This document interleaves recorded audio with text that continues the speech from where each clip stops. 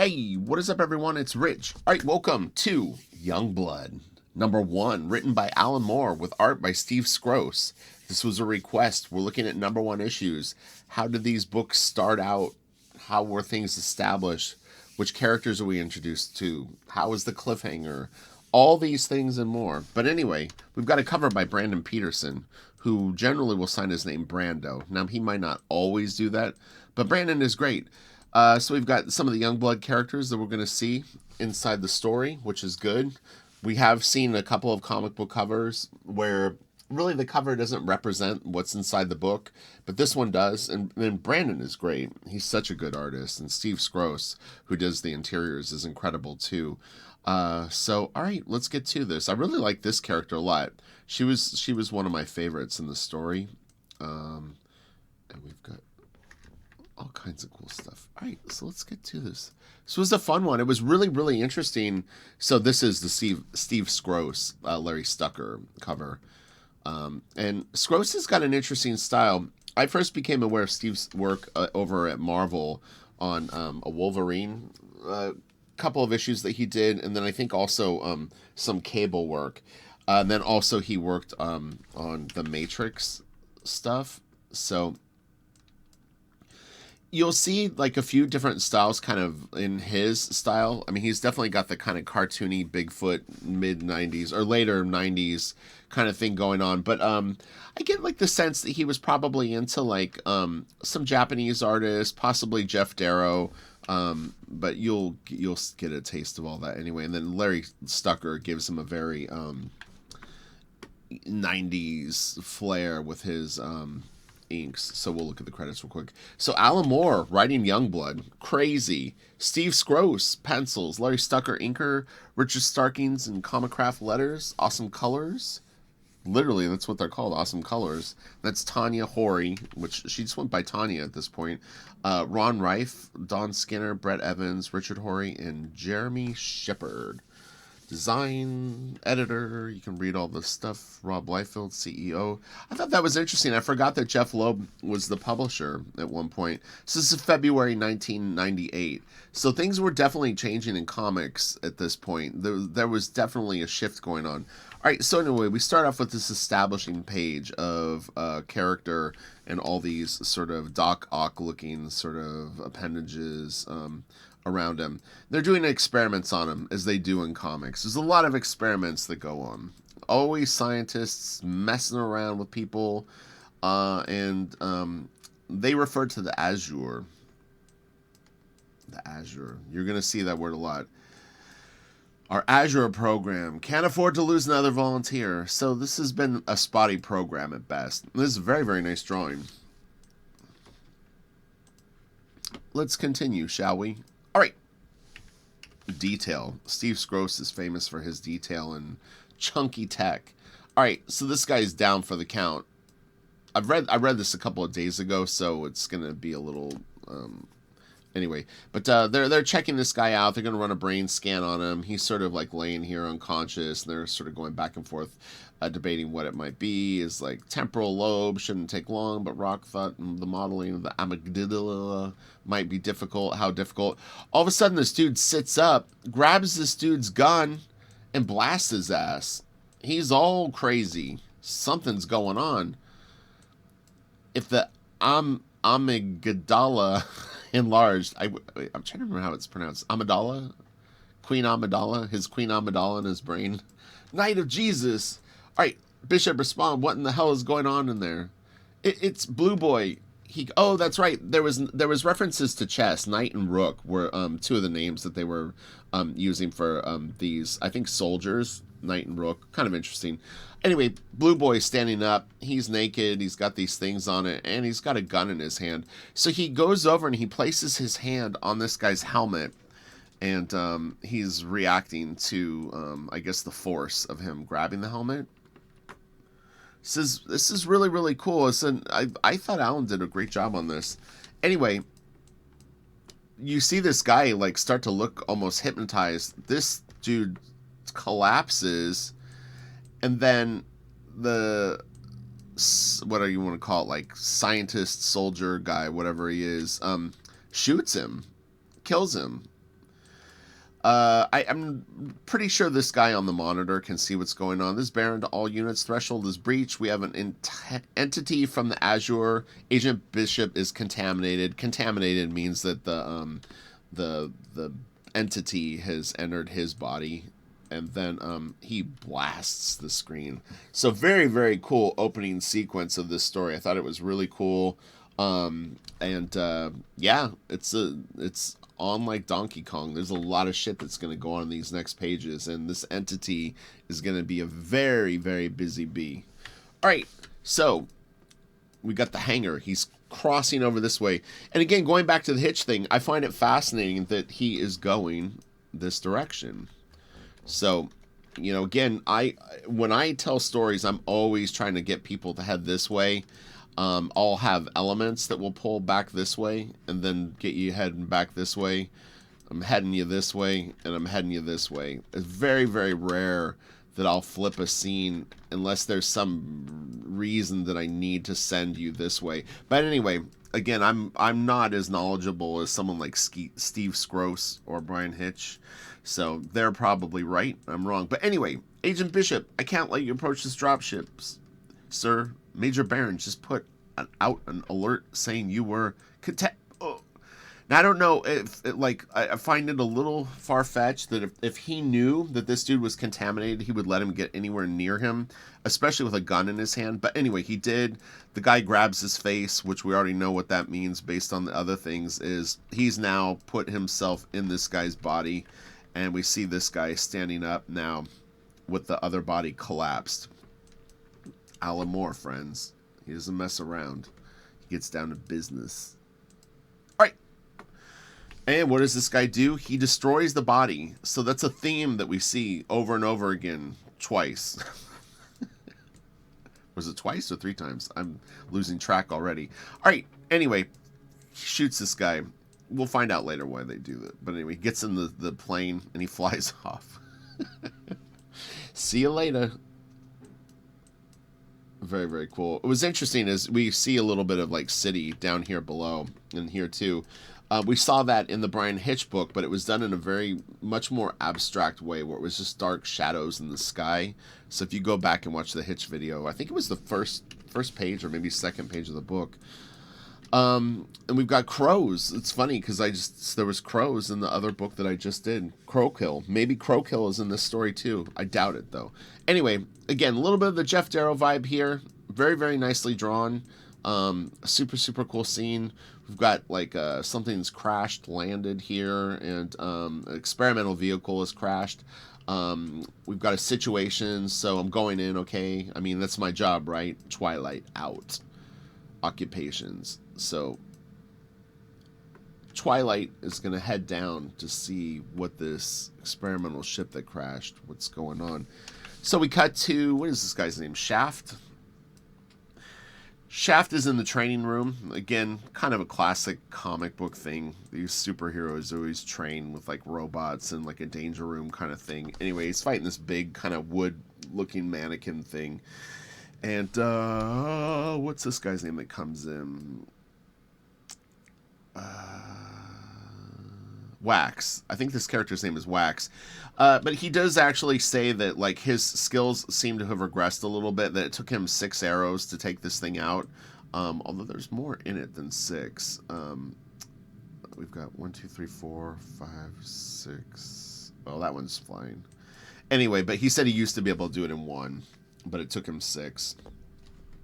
So, anyway.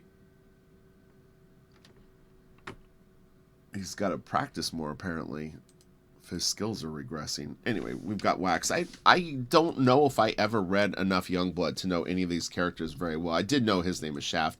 Anyway, so this guy shows up, looks just like Shaft, and he's kind of making a joke about the song Shaft. He's a bad mother. Hush your mouth, Shaft. Anyway, then we find out it's this other guy.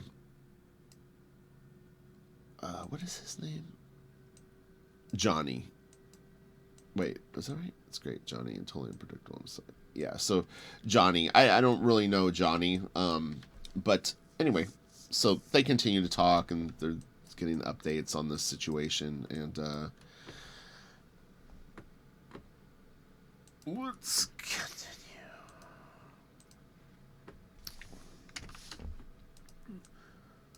I remember once she used this hairspray arrow. Oh, right. He's talking about other supers in the past and their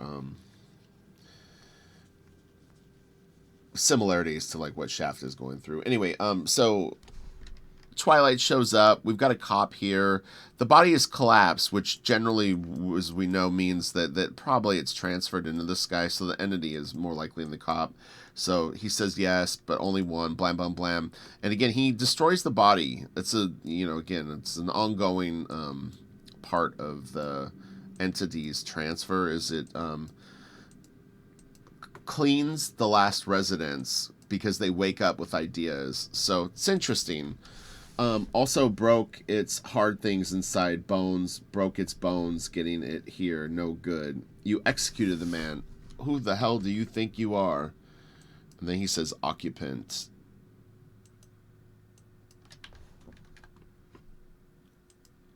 Can imagine getting this script from Alan Moore and being like pretty stoked on the story. I think it's pretty fun.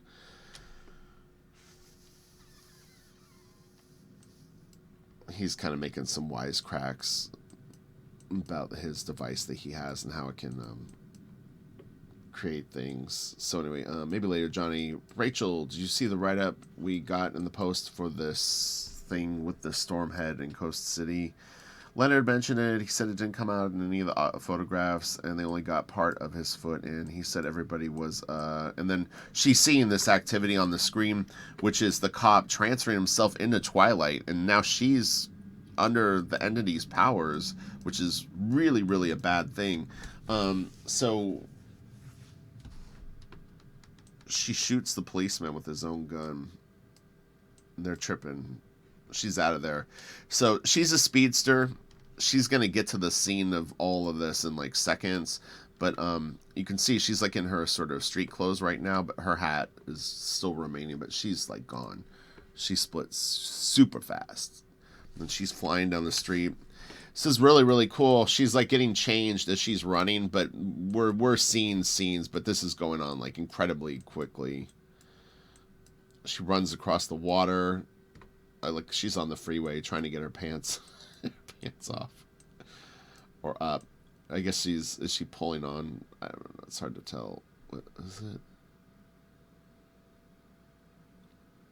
Oh, and the thing is she's talking really fast too, so they actually have to slow it down to understand her language. But anyway, she's a really, really cool character. I like her a lot. Really, really nice drawings. I think she looks like cute, sexy, and just kind of it's fun. Like whenever she's around, I'm always like, oh cool, I like this character. I like her. These two guys are just kind of like sort of just checking it all out. I don't know why they're not kind of getting into action a little bit quicker, but anyway, they're asking for backup. She's there already again. Like, I mean, obviously this happens really fast. So I mean, she's there in like seconds probably or something. But yeah, these dudes need to move. So what's her face is blasting the cop, Twilight. Then we've got the embittered techie guy. So, he's like annoyed that they need to use him. He's annoyed that they're, that old thing. You need to be nicer, guy. You're with a superhero team. Just go with the flow. So this is really cool. This hand grabs him and moves him. I thought that was really, really neat. Really, really cool drawings.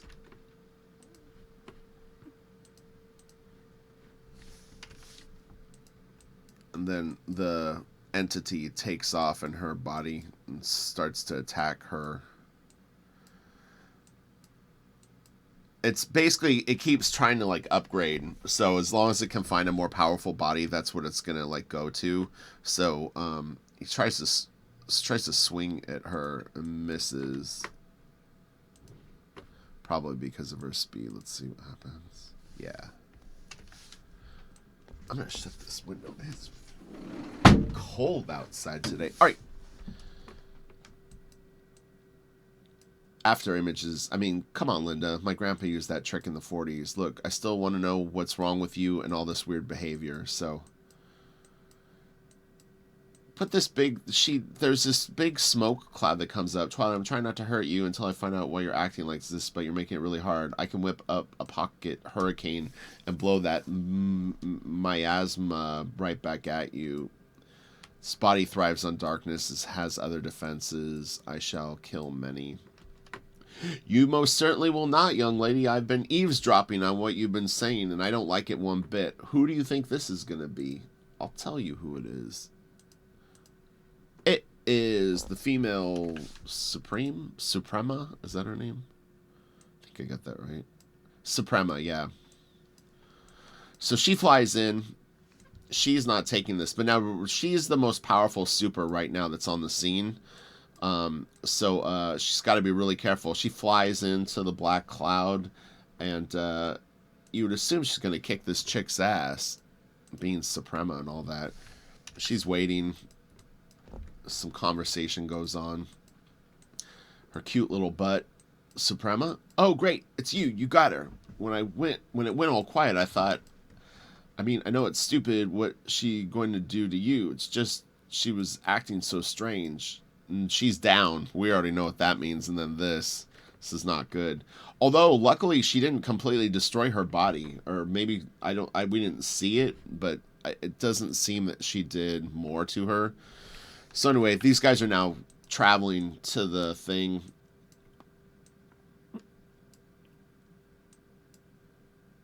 Biggest can have us there inside a minute and a half. So these guys are traveling extremely fast.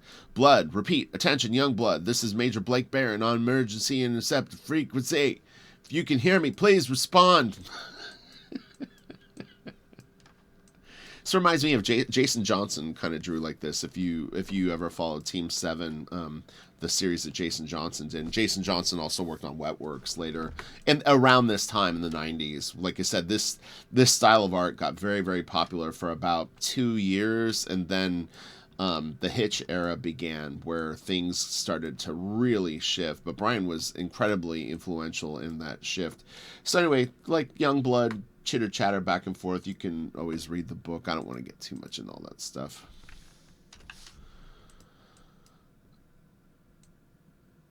They don't want any superheroes getting in contact with the entity because, again, it's like, you know, since it takes you as a container, you know, the last thing that they want it to do is to get a hold of like a superhero. I don't know if they realize right now that it's already taken Suprema. But if not, they're going to find out really quick. Shaft, we've touched down. It's pretty bad out there. Terrell, no, I'm ordering you, Major. As far as Youngblood is concerned, the government's ability to order us expired around the same time as its ability to fund us. Yeah, that's right, because there's like funding issues for the superhero teams. So they're kind of acting on their own. But check this out. This is awesome. SKROCE is such a badass. I was really checking this out, man. The fact that he's able to keep his shape so lined up and everything so accurately, like in perspective and sizes and placement is really, really good. This is a great drawing and tough to do. I mean, it's tough because of the balance, you know, having these sort of forms on the hands and the wrists and the joints and the abdomen. So it's quite a handful of stuff to do, but he makes it look totally effortless. Cool smoke. And here they come. They're pouring out of the thing. So they showed up in superior fashion. You would think that this thing could fight Suprema, but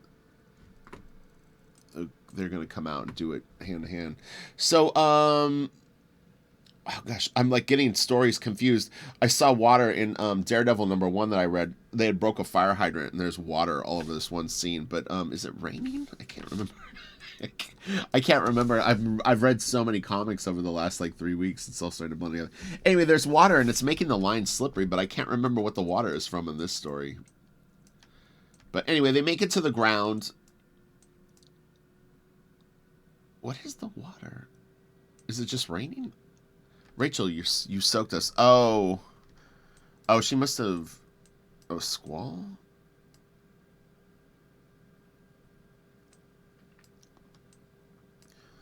Rachel, geez, what happened? You're burned. Eye beams. She caught me with her eye beams. I wasn't fast enough. Eye beams? But who's got... Uh-oh, no, they realize who it is.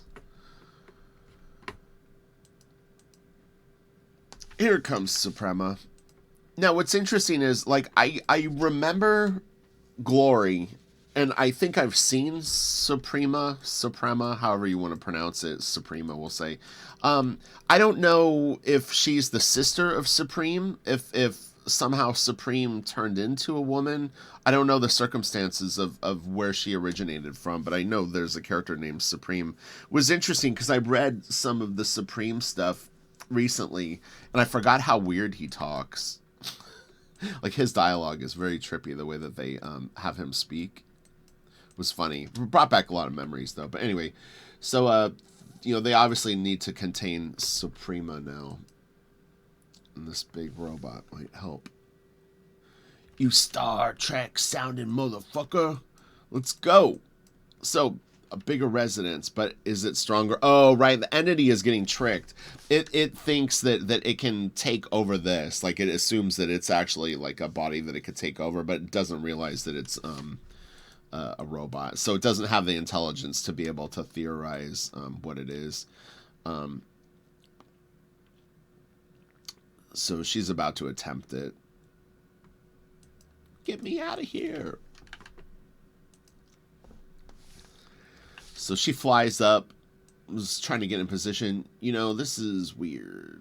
Just the other day I was thinking, gee, I hope Suprema gets taken over by an alien or something. Then I could stamp on her head without feeling bad. So I'm assuming this is Tyrell, maybe talking about inside.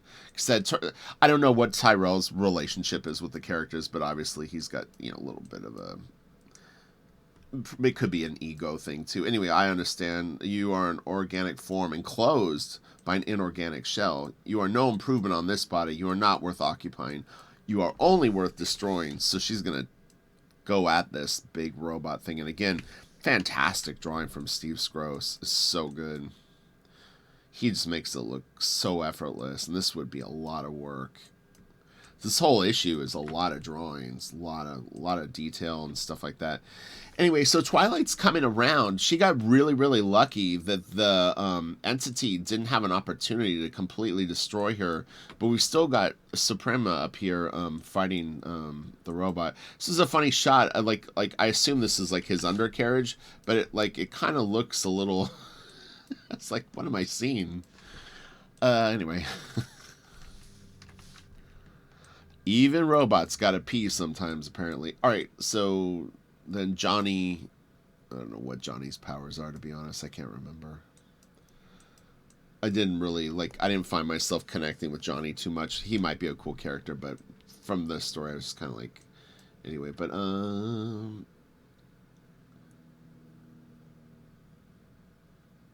Oh, actually, Johnny does actually save the day. I forgot. He, They think that he bailed right when the shit was hitting the fan, and in fact, he actually turns himself into something. Hold on, let's see what it is. I take everything that I said back, Johnny. You're a good kid. Excuse me. The remains of my cold. Alright, so the robot's going down. I hope Leonard's okay in there. Oh, Leonard. So now I'm confused who Tyrell is. Maybe, I don't remember. I didn't see the... So I think we've all got problems right now. I've known Suprema since the 60s, and there's practically nothing she can't do. She's like God's pushy big sister.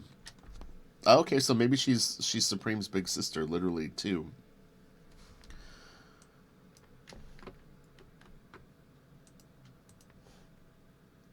There's only one Supreme. There he is. Supreme. He looks smaller than he used to. Forsooth. Lo, I was watching from my secret place, Supreme, and I thought I'd come and teach you a lesson. After all, I'm much more powerful and invulnerable and supremer than you are. Johnny. Actually, you know what? Johnny's pretty likable. I take it all back. Supreme, don't. Supreme is infected by some sort of. Oh, see, when she takes him over, that's the advantage that they have. That's what it is because Johnny's not as powerful as the other characters, that they can deal with him easier. So pretty clever. He goes down. The right body. I've been tricked. This body is weaker. This body is very weak. It's... Bam. Falls over. Really cool, man. Clever writing and a neat way to twist this all around. Then we've got a monkey in a box. As you do. Baron. He makes a little crack. You must be mistaken for someone else. Blake Barron shot himself in Tangiers in 1970. My name's Charlie Officer, and I'm an auto mechanic. Now let's get to work. Baron, you're worse than that creature. You're just covering up tracks for the Veil, aren't you? Never heard of it.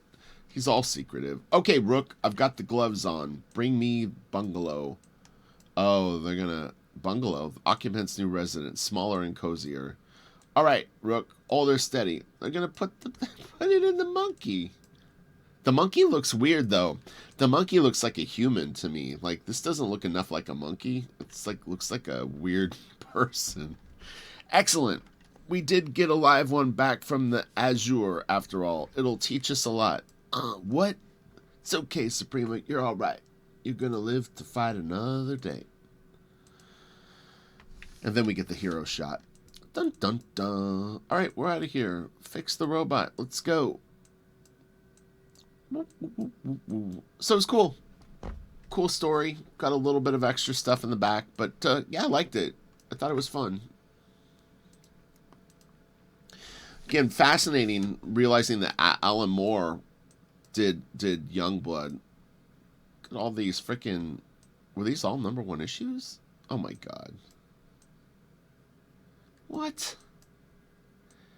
Ay, ay, ay. There's how many freaking covers? 12 covers for this? This is what killed comics, friends.